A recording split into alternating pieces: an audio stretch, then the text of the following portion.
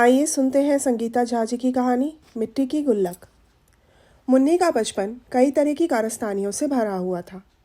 पढ़ने में अपराजित होने से सारी शरारतें छुप तो जाती थी, कई का तो किसी को पता भी नहीं चलता। यहाँ तक कि कई बार नौकरानी की बेटियों के साथ ये मुन्नी गोबर चुनने लगती। बाबूजी अम्मा दोनों नौकरी करते थे, जिससे बच्चों की सारी गतिविधियों पर ध्यान देने का समय भी नहीं रहता था। रात को किसी घर से पपीते तोड़कर खाए और छिलके किसी और के घर के सामने फेंक दिए। मुन्नी और उसका गैंग मिलकर रॉय आंटी के बगीचे के मीठे बेर हक समझकर उठाकर खा जाते और फिर थोड़ी देर बाद मुन्नी ही उनके पास पहुंचकर बेर गायब होने की शिकायत करती। वो बेचारी तो मुन्नी को अपना हमदर्द समझती। मुन्नी के घर न केवल पके बेर बल्कि बेर का अचार भी भिजवाया जाता। मुन्नी उनकी बेटियों की हिंदी और गणित की पढ़ाई में मदद जो करती थी। इसी तरह कोई भी शैतानी कर स्थल से तुरंत गायब हो, घर आकर पढ़ने की एक्टिंग करना। कुल मिलाकर बाएं हाथ को भी पता नहीं चलने देना कि दायां हाथ क्या कर गया। मुन्नी के ढेर सारे किस्सों में एक मिट्टी की गुल्लक का भी है। पोला का त्योहार था, जिसमें अम्मा बेटों के लिए मिट्टी के बैल और मुन्नी के लिए मिट्टी के बर्तन लिया करती थी। वहाँ मुन्नी को एक मिट्टी की गुल्लक दिखी और मुन्नी के जिद करने पर अम्मा ने उसे वो गुल्लक दिला दी। उन दिनों स्कूल में भी संचय के महत्व पर काफ़ी जोर दिया जाता था। अम्मा भी बड़ी खुश हुई कि इससे मुन्नी की बचत की आदत पड़ेगी। मुन्नी ने घर आकर भाइयों को भी नाना प्रकार के प्रलोभन दे इस बचत का हिस्सा बना लिया। उसके बाद मुन्नी का उसमें पैसे डालने का सिलसिला चालू हो गया। घर पर जो भी मेहमान आते, मुन्नी उनके सामने अपनी ये गुल्लक जोर जोर से बजाते हुए घूमती। कुछ तो बेचारे अपने मन से पैसे दे देते और जो ना देते उनसे मुन्नी बेशर्मी से मांग लेती। हद तो तब हो गई जब गणेश पूजा के समय मुन्नी ने गणेश बिठाने के नाम पर आसपास के घरों से चंदा इकट्ठा कर लिया। सभी मुन्नी के फैन थे, क्योंकि मुन्नी केवल पढ़ाई ही नहीं, वाद विवाद, भाषण, नकल, एक अभिनय, ड्रामा सभी में अव्वल थी। मुन्नी सभी के बच्चों की कभी न कभी पढ़ाई में मदद ज़रूर करती थी। सभी अपने बच्चों को मुन्नी जैसा बनने की सीख देते थे। चंदे से कुछ रकम गुल्लक में और बची गणेश समिति में दे दी। किसी को शक भी नहीं हुआ। मुन्नी ने सबको वशीभूत जो कर रखा था।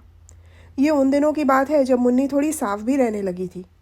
अब तो शातिर मुन्नी थोड़ी हेरा फेरी भी करने लगी थी। जैसे कभी अम्मा के पर्स तो कभी टेबल पर पड़े खुरदरे पैसे गुल्लक में डाल दिए।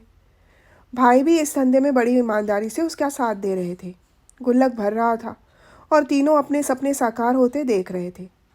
जहाँ मुन्नी खुद को एक प्यारी सी स्कर्ट मैक्सी, जो उन दिनों फैशन में थी, पहने और हाथ में सुंदर सी हेलो बोलने वाली गुड़िया पकड़े देखती, वैसी गुड़िया उसने अपने मित्र मंजरी के पास देखी थी, जो उसकी मौसी कनाडा से लाई थी। पता नहीं कहाँ मिलेगी वैसी गुड़िया, ये विचार मन में कई बार आता। दोनों भाइयों के सपने एक अच्छा फिश कवर वाला बैट और फुटबॉल लेने के थे। मुन्ना अकेले में हाथ घुमा घुमा कर बैट चलाने की प्रैक्टिस करता, तो कभी पैर से बॉल को किक मारता।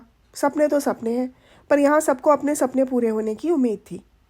एक बार किसी बात को लेकर भाइयों से मुन्नी का झगड़ा हुआ। फिर क्या था, मुन्नी ने ऐसा सबक सिखाने की सोची जिसका अनुमान कोई सपने में भी नहीं कर सकता था।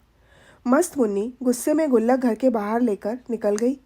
दशहरे की छुट्टियां थीं, इसीलिए स्कूल जाने की भी ज़रूरत नहीं थी। घर से करीब 2 किलोमीटर की दूरी पर एक मैदान था, जहां हर छुट्टी खासकर दशहरा दिवाली का मेला लगता था। मुन्नी सीधा उस मैदान पर पहुंची। वहां मेला न देखकर निराश हुई। तभी देखा मैदान के एक कोने में बड़ा घूमने वाला झूला लगा है।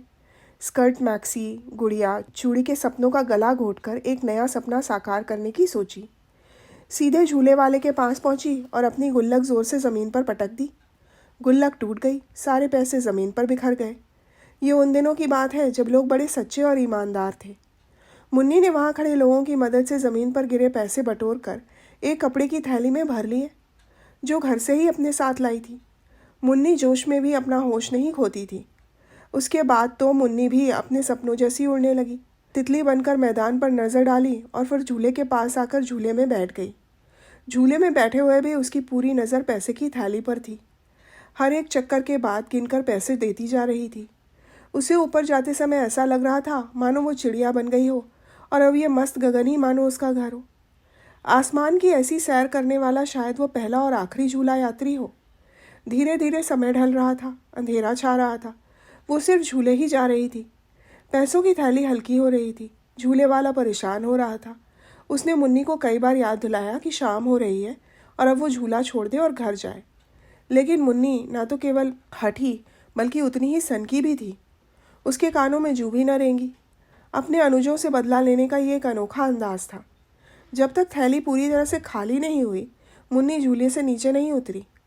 यहाँ घर पर हड़कंप मचा हुआ था कि सुबह से ही क्वीन विक्टोरिया कहाँ गायब हो गई। अम्मा, बाबूजी और भाई मुन्नी को सभी संभावित ठिकानों में ढूंढ रहे थे। कुछ पड़ोसी तो पुलिस में खबर करने की भी सलाह दे रहे थे। भाई डर रहे थे कि कहीं सुबह की लड़ाई का भांडा ना फूट जाए। घर पर मायूसी और आसपास चिंता का माहौल था। यहाँ ना चाहकर भी मुन्नी को आसमान से ज़मीन पर उतरना पड़ा। उसे ज़ोरों की भूख लगी थी। मुन्नी ने एक बार हसरत भरी निगाह से झूले की ओर देखा, फिर नीचे पड़े गुल्लक के टुकड़ों को। अब सरपट मुन्नी घर की तरफ अपनी भूख मिटाने चल पड़ी। घर पहुंचने के बाद धूल से सनी कुछ ना खाने से उतरे मुंह वाली मुन्नी को उसके बाबूजी ने गले से लगाकर सबको बड़ी ज़ोर से दहाड़ मार कर हिदायत दी कि कोई उनकी बेटी से कुछ न कहेगा। कुछ दिनों के बाद भाइयों के साथ मुन्नी ने भी गुल्लक ढूंढने की नकल की। कभी पड़ोसी के बेटे, कभी घर की नौकरानी, तो कभी किसी गरीब रिश्तेदार पर गुल्लक चुराने का शक किया गया। मुन्नी तो पूर्णतः बेदाग थी, क्योंकि उसने तो कोई सबूत ही नहीं छोड़ा था। शायद ही आज भी किसी को मुन्नी का वो झूला झूलना मालूम हो। तो ये थी संगीता झा जी की कहानी मिट्टी की गुल्लक। सुनने के लिए धन्यवाद।